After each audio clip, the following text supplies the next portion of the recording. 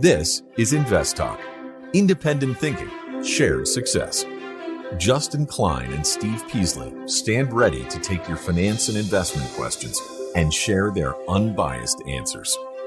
InvestTalk is made possible by KPP Financial, a registered investment advisor firm serving clients throughout the United States.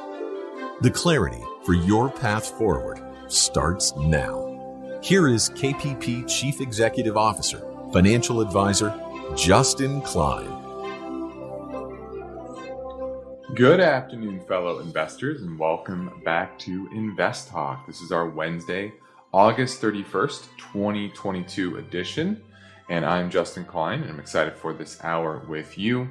And we are now at the end of the 8th month of the year, which means we are 2/3 the way through this year, and it's been an eventful one, a very different market environment than you were experiencing last year. And for many, that means pain. For many, it means confusion. But for others, it means opportunity. And the big question is, where is the risk and where is the opportunity in today's market? So I'm here to help answer your finance and investment questions and give you the tools to figure out where the risks are and the opportunities. So my phone number, as always, is 888-99-CHART. You can call anytime, 24 hours a day, 7 days a week. And most people are going to do it after hours, leave a message, and that's perfectly fine. But we also record this live, 4 to 5 Pacific time, each and every weekday, which means you can call and ask your question and talk to me live as well. So I encourage you to do that. Same number, 888-99-CHART. Now my focus point today concerns this question. Is the China's debt bomb ready to explode? A reckoning for China's domestic real estate bubble may be imminent. And we're going to look at that and what the reaction function might be for the Chinese government. I also have some other topics to discuss. One would be retirement planning. A lot of people rely heavily on their 401k, but there's other aspects to consider as well. So we're going to look at that. Also, inflows into what are called buffer funds. So ones that employ some type of option strategy that is getting a lot of asset flows recently. And I think that's something that we want to look at. And then lastly, if we have time, we're going to touch on globalization and how there might be a middle ground between deglobalization and globalization, and look at the pros and cons each way. All right. So that's what's on the docket for me today. But ultimately, I'm here to answer your questions. And I see we have some voice bank questions ready to play as well. We might get into one on PG&E Corp, as well as Ally Financial, as well as your questions. So give me a call at 888-99-CHART for your live questions. Now let's check in on the market today. We had a pretty decent down day to close the week. We closed the month down about 2% on the S&P. Today we were down about almost 1%, 31 points on the S&P to 39.55. It was the second follow through day to below the 50-day moving average, so that's definitely something to consider definitely consider from a technical perspective to watch if we can recapture that level. What was interesting, the VIX was down, so that might be a tell that tomorrow you may get a rebound after selling into the end of the month. Window dressing, selling the things that didn't do well, buying into the things that did do well. You had energy that was down a bit today, but certainly recovered throughout the day.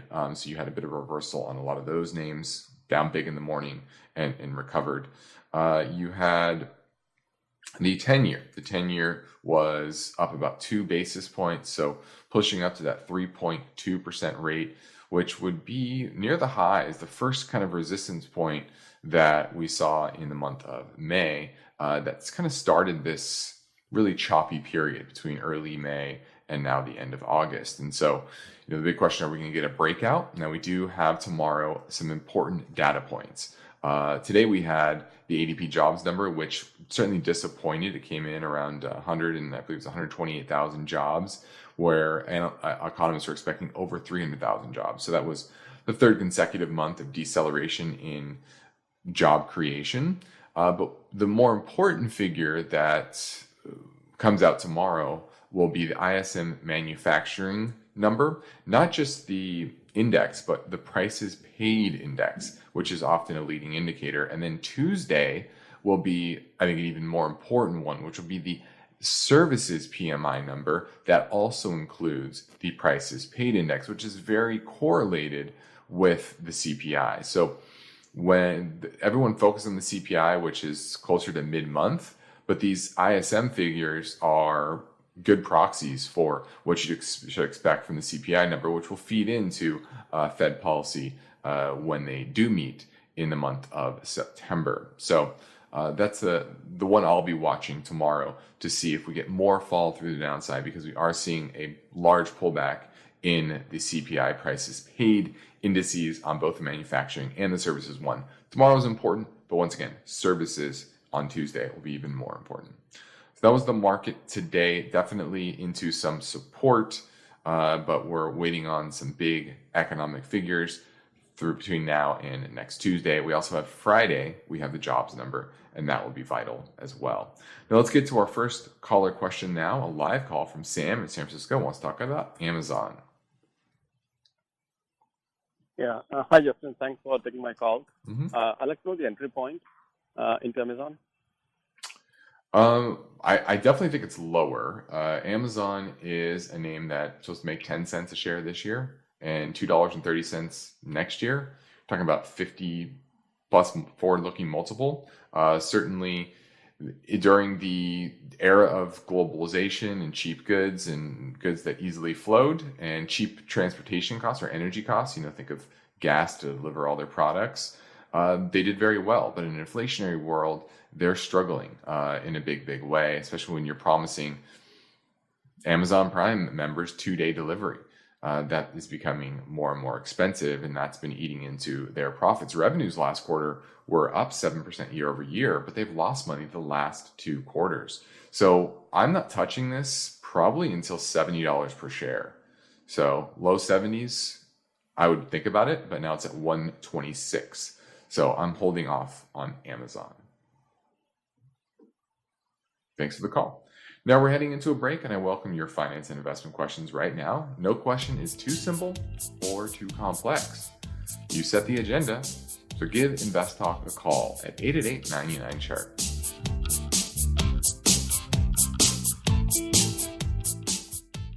Why do listener questions make InvestTalk better? Which of these would you recommend? Because each caller presents fresh questions in their voice. I was curious if you still think aluminum has a ways to go from here. When do I know the right time to take profits?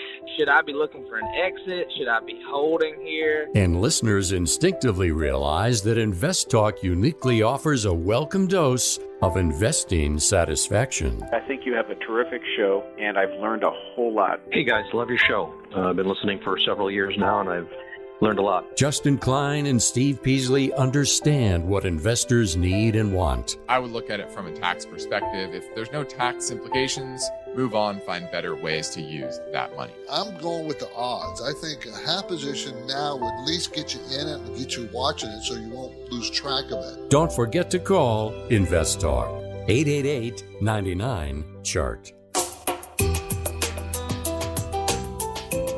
Each day, InvestTalk listeners submit their finance and investment questions via phone or email. Would you like your question to be put near the top of the list? Just take a minute or two to leave a review and rating for InvestTalk at iTunes. And be sure to include a brief question with your iTunes review comments. Hi, Justin and Steve. I was looking to consolidate my portfolio and reducing my biotech exposure. I've owned Vertex Pharmaceuticals, ticker VRTX, for a few years now, and I'm currently up 30%. Could you let me know how you would approach selling out of the stock? It looks like it's making higher lows and maybe ready for another leg up, so I'm not sure. Would you set a trailing stop or sell at a certain price? Let me know your thoughts. Thank you for your advice. Bye. Well, you're trying to consolidate your portfolio. You're trying to trim your biotech exposure, and it sounds like you're trying to trim this just because you're up on it. What about your other names that you might be down on that are losing money? At least Vertex, continues to make more and more money each year. Earnings are expected to be up 41% this year, 6% next year, and those estimates are actually being upgraded by analysts. So they have minimal debt. I wouldn't be in a huge hurry to sell this. Now, it has started to weaken technically over the past couple of months, but not to a large degree, just kind of hinting at maybe a pullback to the 200-day moving average. But all the moving averages are pointed higher. I would just rebalance it, frankly, and try to get it back down to maybe your original allocation of the portfolio. And I would trim the names in the biotech space that are losing money, because that's where you really need to focus. Because in this environment with higher inflation and higher cost of capital, meaning higher interest rates, the biotechs, which are the vast majority of biotechs that lose money, are going to have trouble staying in business, and they're just going to have to continue to dilute shareholders, which is what they typically do by issuing more and more shares and promising the cure for the next disease. And so if you're looking to trim your biotech exposure, this is not the place that I would be doing it, but it is a good time to trim a little bit and rebalance to a lower percentage. Now, my focus point concerns this question: is China's debt bomb ready to explode? And this is important because China is the second largest economy in the world, but there's other problems within China that, besides just their allegiance to Russia, but they have a lot of economic mismanagement over the years, and the debt bomb looks like it could explode soon. Now, explode is relative, and remember that China is an authoritarian regime, and historically they have, during tough times, they have resorted to extreme measures. And the last time was 2008, and a big reason we pulled out of the financial crisis was a lot of liquidity that was created by China. These ghost cities that are now the subject of a lot of these loans that are defaulting. The start of that was during the rebound from the 2008 crisis. We were a big customer of China, the biggest customer of China during the financial crisis, and they saw that they can't be completely reliant on us for their business. And actually now Europe is their biggest customer. And so they pivoted in their export business away from the U.S. as being the sole customer, but they also pivoted to investing in a lot of real estate. And individuals in China have done the same, because it's their equity markets are very difficult and very volatile, and it's kind of part of the culture there. If you want to get married, you likely need to be a homeowner, and so there's just this culture of owning homes, even more than it is here. But this over-reliance on investment in real estate has led to 50 million empty or unfinished units that were bought on spec, which means, deposits put down before they're actually built. And this is equivalent to 1/3 of all housing units here in the US. Now, Beijing itself, it's owed $1 trillion by local governments around the world that they lent to via the Belt and Road Initiative. And that is, a lot of those are defaulting because they didn't pay attention to the credit quality. All they focused on were the strategic politically motivated reasons for giving out these loans, and mainly they were debt traps. And Sri Lanka is one example of them, where that country is kind of basically in shambles now because of you could call it China's debt, as well as ESG mandates, etc., that have really crippled that country. And so the big question is, will China forgive those loans? Will they restructure them? Will they walk away? Will there be a backlash? And there's been a backlash in many countries in regards to these Belt and Road loans. And you're starting to see some social unrest there. And, I actually think this is peak China. Peak China. Everyone talks about China surpassing the US. I see this very similar to Japan. Remember when Japan was taking over the world? Honda and Toyota were taking our auto market, and everyone was saying, well, Japan's going to surpass us. Well, they didn't. Part of that was demographics and resources. Well, China has the same issue. They have poor demographics and resources as well, and they have an authoritarian regime. So I think it's a poor place to invest. Now, will they create a cascading effect globally? That's yet to be seen. I think they will do what it takes to hold the system together, because that's what authoritarian regimes do. Now we're heading into a break, and I'm ready for your calls right now at 888-99-CHART.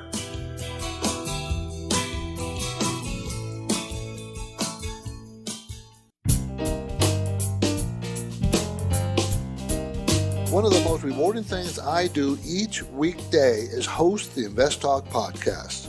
I truly enjoy helping investors, and I know that every question counts and every answer I provide will be unbiased. You, the caller, get to chart the course for each InvestTalk podcast.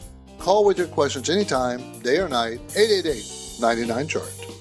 Hi, this is Leo Los Gatos, and my question is PG&E, ticker PCG. I have it in my portfolio. It's underwater on profits, but the reason I hold on to it, I figure it's the only girl in town, one of the biggest utility outfits out there. But what is your read on PG&E? Cut your losses? Or I know they cut their dividends a couple of years ago. They have 0 dividends.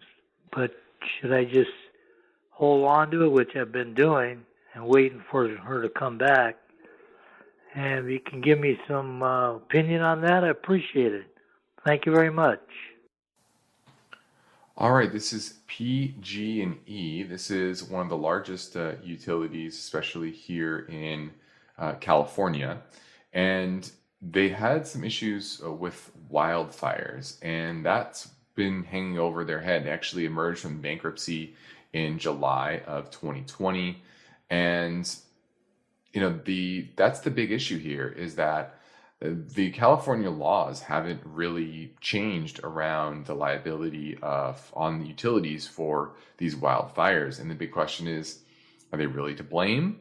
Is it climate change? Is it just warmer weather? Can they be expected to maintain all their power lines safely without causing any types of fires, etc.? And I just don't like the operation. I don't like the operating backdrop from a legal standpoint for PG&E and the California utilities. So there's a lot of great utilities out there that pay dividend. So I would actually move on. I would sell this and move on. Thanks for the call. Let's go talk to Emilios in San Francisco. He wants to talk about Google. Good. Emilios, how are you? I'm wonderful. Let's Good. Keep rolling. Keep Thank it rolling. you. Appreciate it.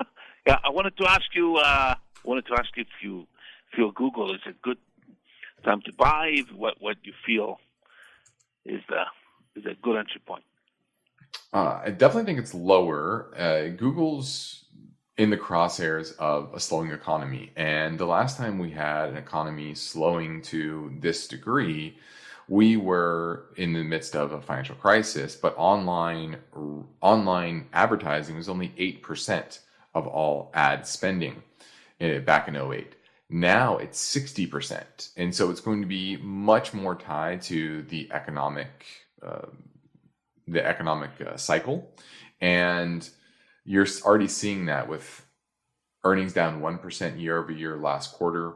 And they're coming into a lot of tough comps where people are spending a lot of money in 2020 and 2021 on ad spending. So I think it's certainly much lower. Our value is closer to $70 per share. Now it's at $109. So I would be very patient on Google. From a technical perspective, I don't see major support until about $90 per share. So I still think it goes lower as the economy continues to slow and we slide into a recession of some type. It's just a question of how bad it will be. Certainly should be on everyone's watch list, a good company, obviously the number one search engine in the world, but not a name I'm getting into right now. Thanks for the call. Now, from time to time, we receive questions via email, and this one came in from KK. Said, would you explain whether it is a good idea to own covered call ETFs in a portfolio, advantages and disadvantages? The example would be XYLD, and this is the iShares. Is it the iShares? Well, sorry, the Global X S&P covered call ETF.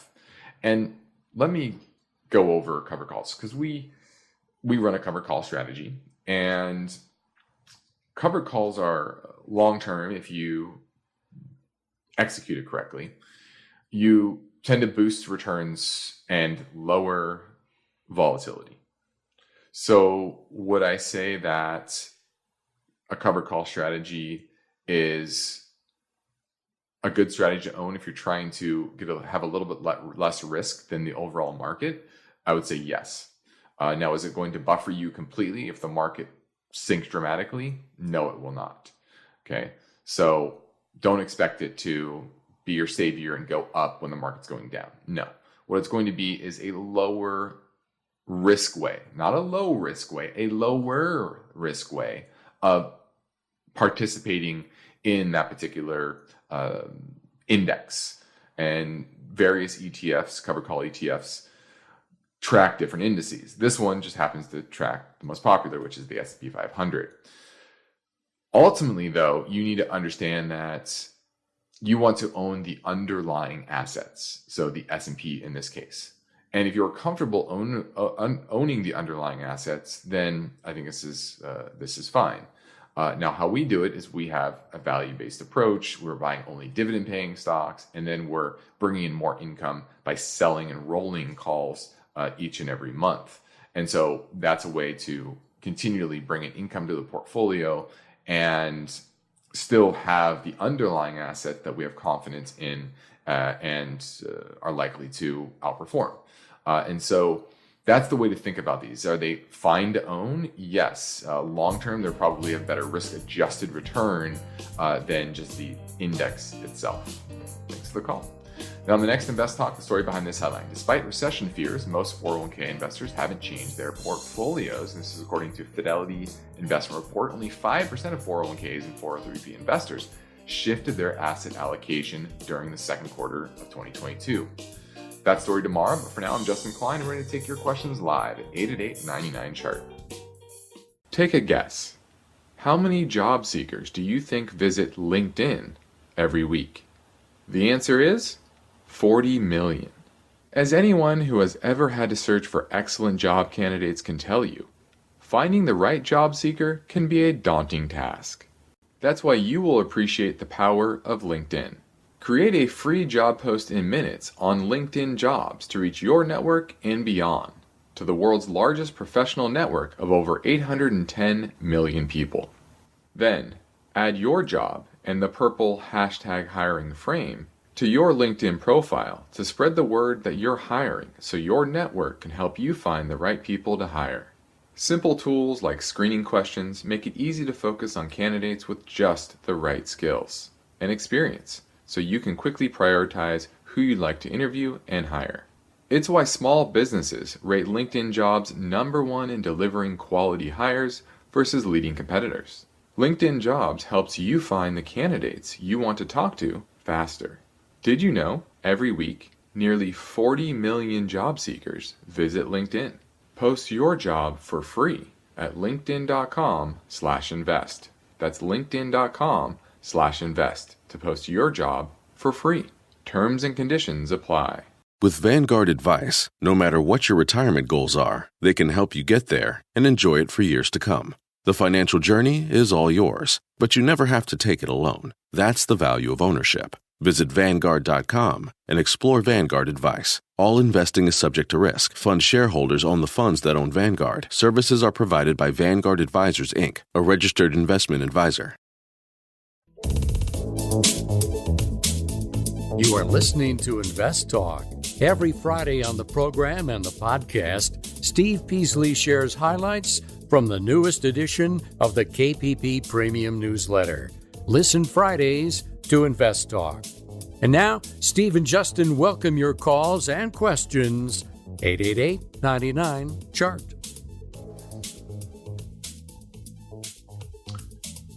Now let's touch a bit on retirement. And most Americans don't have a retirement plan, even those that are saving a ton.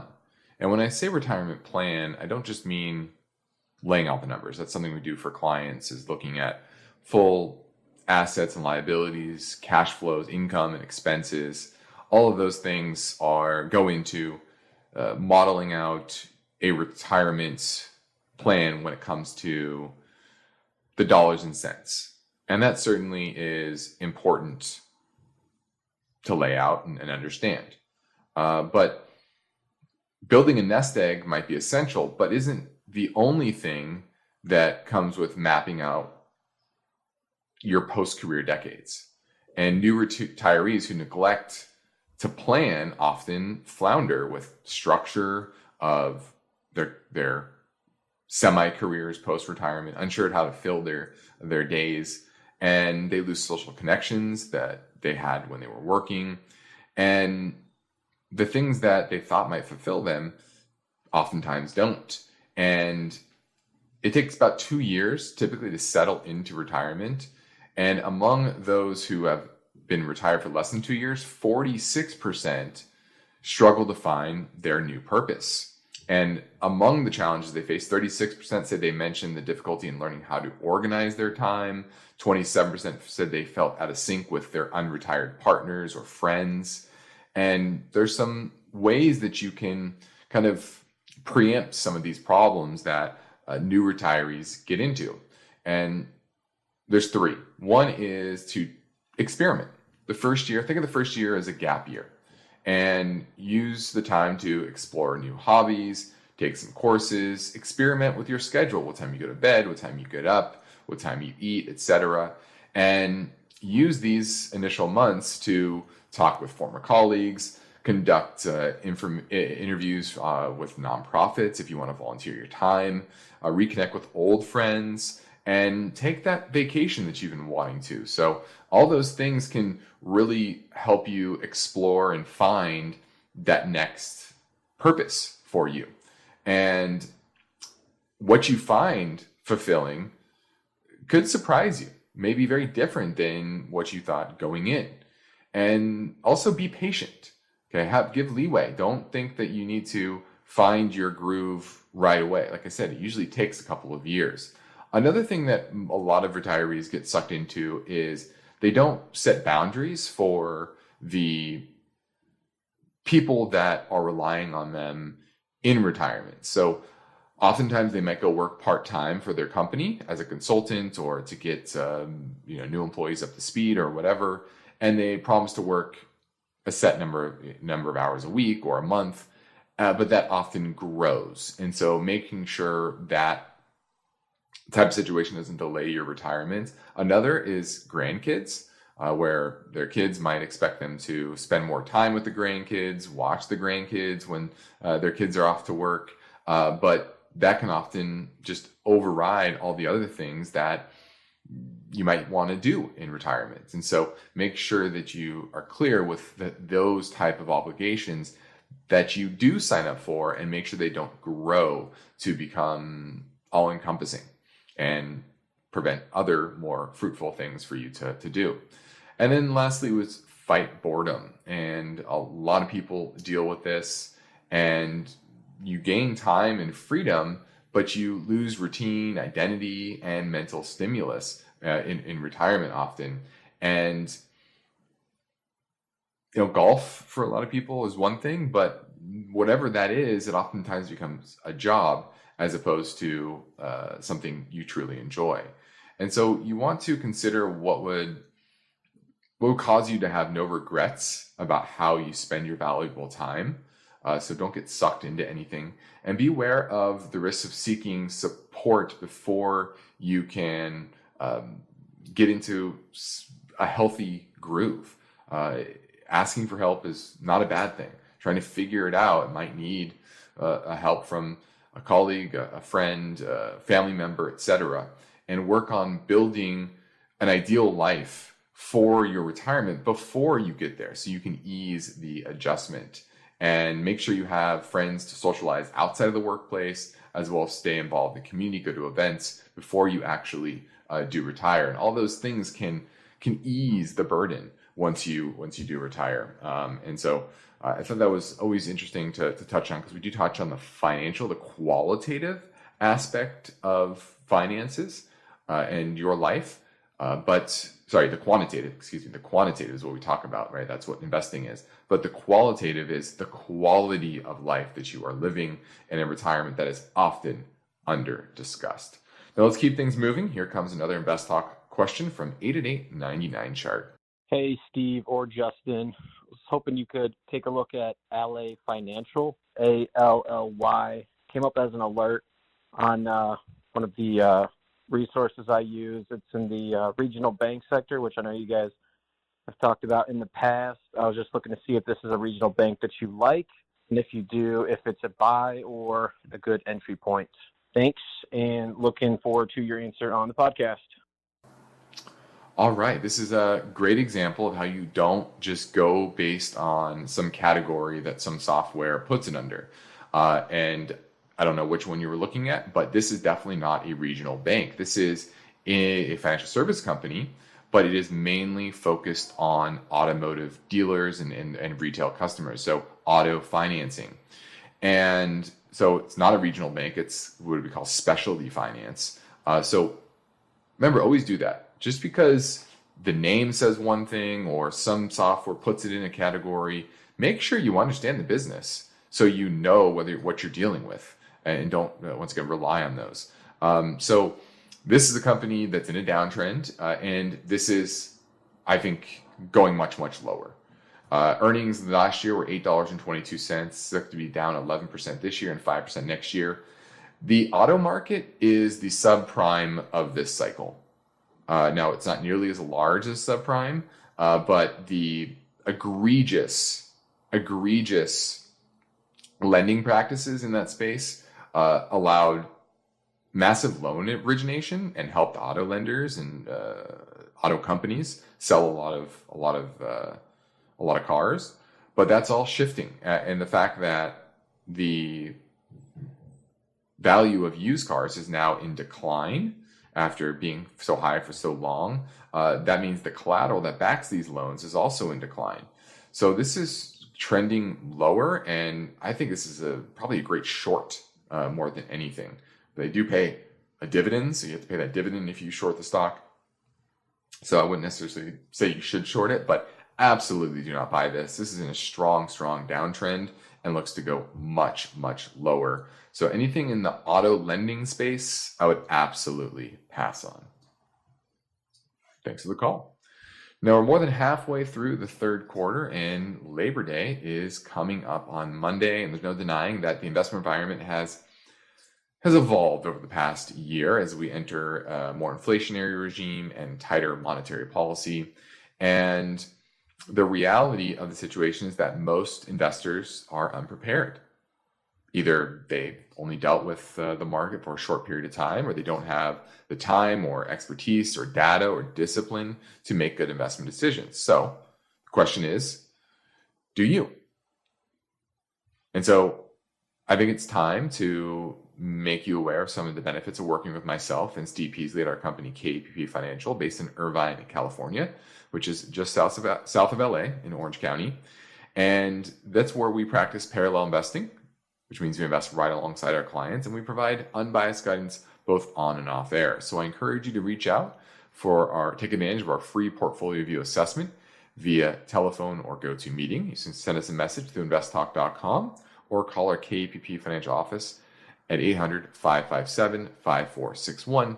We'd love to help you in any way. Just a short conversation can put you in the right direction.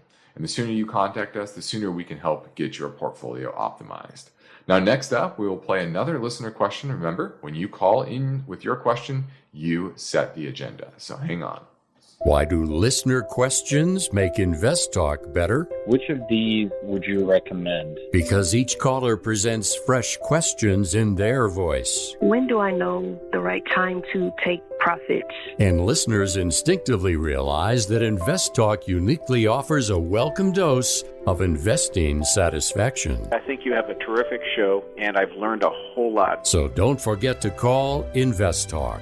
888-99-CHART. Hey, Steve and Justin, thanks for taking my call. I'm wanting to hear what you all have to say about ZIM, Z-I-M, Integrated Shipping Services. Just wanted to hear your opinion on the stock. All right, this is ZIM, Integrated Shipping. I remember this was actually it's very memorable because I answered the question on June 6th. It was June 6th or June 7th. And then on June 8th, it declined dramatically. And I said back then that I didn't like the trends in the shipping industry, and everyone's looking at the past earnings and they're extrapolating that forward, but the market is telling a different story. And the stock back then was in the high 60s. Now it's at 36. So it fell pretty soon after that, all the way down to about the 50 level, bounced around for a while, and now it's taken another leg lower.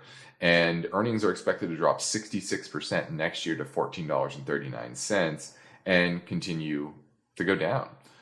So the market is telling you something. This is going to be a mean reversion stock. In pre-pandemic, they were losing money. 2019, they lost 15 cents. 2018, they lost $1.05. So, as shipping costs decline fast, which they are, their profits are going to decline fast, which they are, and at least earnings expectations are. So I would absolutely pass on ZIM. Remember, always look forward. The market's always looking forward. Don't look at past earnings. You can look at past earnings for trends and consistency and long-term viability of their business. And if you look at this company, this was clearly a flash in the pan because of the pandemic and was not a great business beforehand. So they went public to capitalize on that, and now insiders may be dumping. They probably see the writing on the wall. Down 47% from its 52-week high and in a strong downtrend. So pass on ZIM. Always invest through the through the windshield, not the rear view mirror.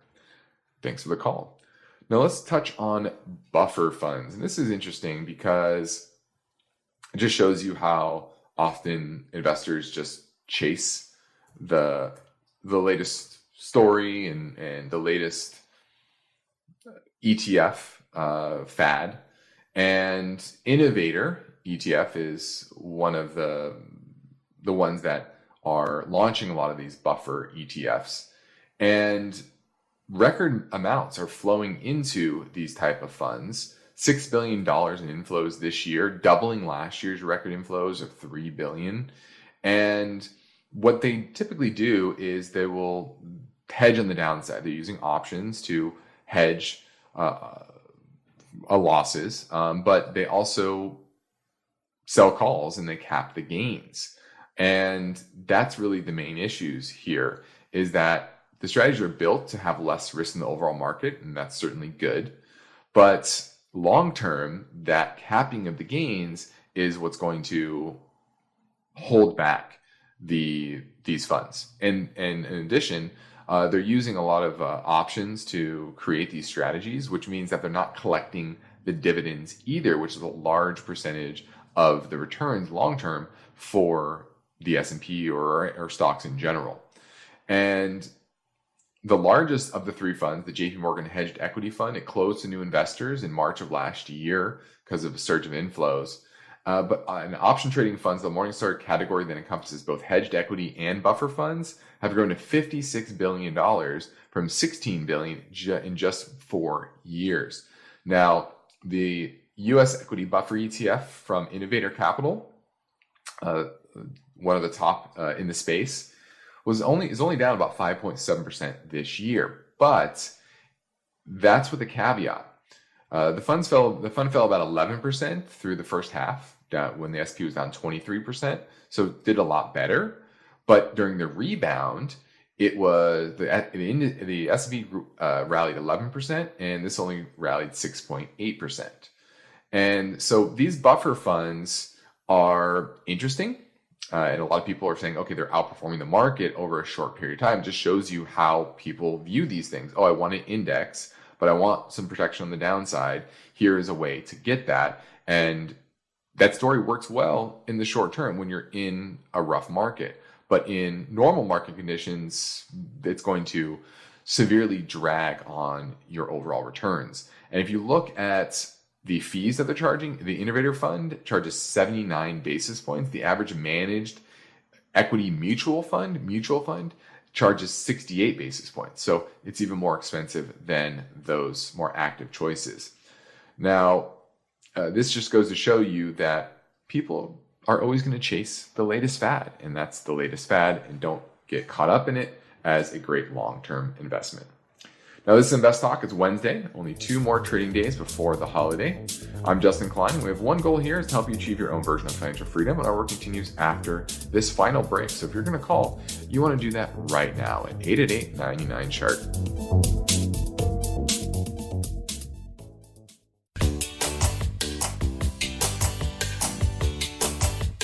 Your objective is to work hard, plan well, and achieve financial freedom, right? You're in luck, because Justin Klein is here now, ready to take your finance and investment questions. Call 888-99-CHART. Hi, question about Lumen Technologies, LUMN. I have less than 1% in my portfolio. I was thinking about adding more because of the very nice dividend. My concern is that Lumen has a history of slashing dividends after a few years. Last time being in 2009, they slashed it by, I think, about 50%. And it looks like the way the earnings are going, the forecast is that by 2023, they may be making 97 cents a share for the year, and their dividend is about $1 a share for the year. So it seems like their current dividend may be in jeopardy. And I don't know if what your forecasts or what the charts are telling you is $10 a share a good price. Should I wait? Is there anything in the future for this business that shows it will regain its growth? Just looking for some guidance as to whether I should just get away from it, sell it, or if it's worth going long-term on this and buying some more. Thank you. All right, good question. This is Lumen Technology, a company that we own for clients, and we really like this name, and the reason is for cash flow generation. They reiterated their 2022 EBITDA guidance of between $6.9 and $7.1 billion, and free cash flow between 2 and 2.2. So let's say they even get to the low end of that cash flow range. That's a current market cap of $10 billion. That's 20% free cash flow yield, and they're paying 10% dividend. So their dividend is easily covered by their cash flow. In the second quarter, they generated $668 million in free cash flow and paid only $260 million out in dividends. So that's clearly well covered for this year and likely next year. So they're trading at 5 times their free cash flow expectations this year, which is extremely cheap. And they're also repaying debt. So they have additional free cash flow. They're not paying out as dividends. They're paying down a lot of debt. They paid down $500 million in debt in the first half of this year. And we think that is a positive. And they're selling $7 billion of assets as well in the near future that they're going to use to pay back debt, as well as to fund their quantum fiber operations, which they added 25,000 new subscribers in the second quarter. So they're showing growth. That's where they're putting their efforts and their investment into those businesses. And they're selling off a lot of their old businesses that have a low margin or don't have a strong competitive advantage. And they're using that to right-size the balance sheet and continue to invest in businesses that do have a good long-term potential. And so that's why we like it, because yes, historically they have cut their dividend, but their financials right now say there's no reason that they need to do that. And so everything's going along this turnaround that the management has embarked on. We like the plan. We think the plan is going well. And yes, their revenue is declining, but their margins are increasing because they're selling off in low margin businesses and letting negative margin business kind of roll off and cancel. And so I think that's overall a good thing, a good allocation of capital. Now I can see from our studio clock that we have time for just one more caller question from 888-99-CHART. Hey, I'm interested to buy this stock for a long-term investment in my Roth IRA, CWCO. Thank you so much. All right, looking at Consolidated Water Company. And this is the Cayman Islands, engaged development and operations of seawater desalination. Ooh, interesting. Sounds like an expensive endeavor, but their business is doing very well.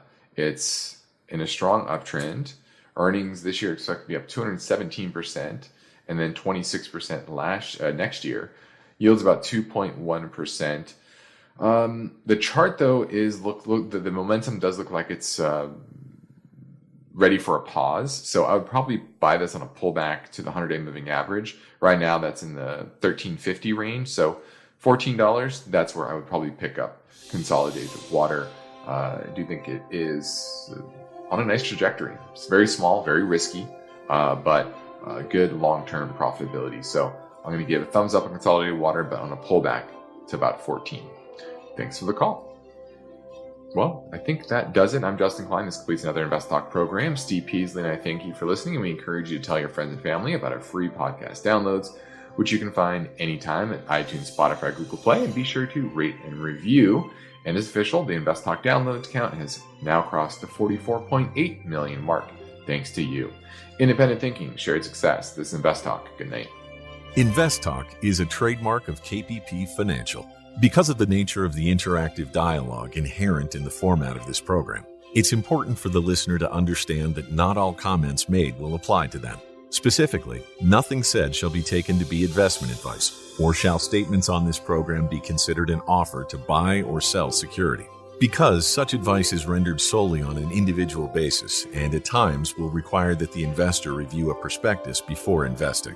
InvestTalk is a copyrighted program of Klein, Pavlis, and Peasley Financial, a registered investment advisor firm which retains all rights. For more information regarding KPP's investment advisors, call 1-800-557-5461. Steve Peasley is president, and Justin Klein is chief executive officer of Klein, Pavlis, and Peasley Financial. Thank you for listening, and your comments and questions are welcome on our 24-hour listener line at 888-99-CHART.